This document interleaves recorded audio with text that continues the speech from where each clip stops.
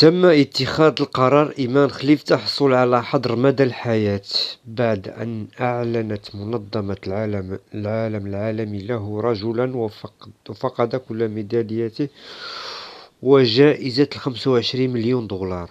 ويلي ويلي.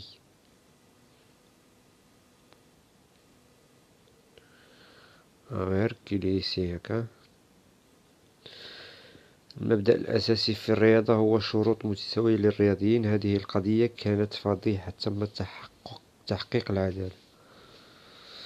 لم يكن عليه أن يقاتل أبدا أمام النساء. كان من الواضح أنه سيفوز بالذهبية في الأولمبياد. يجب أن تشكل سابقة.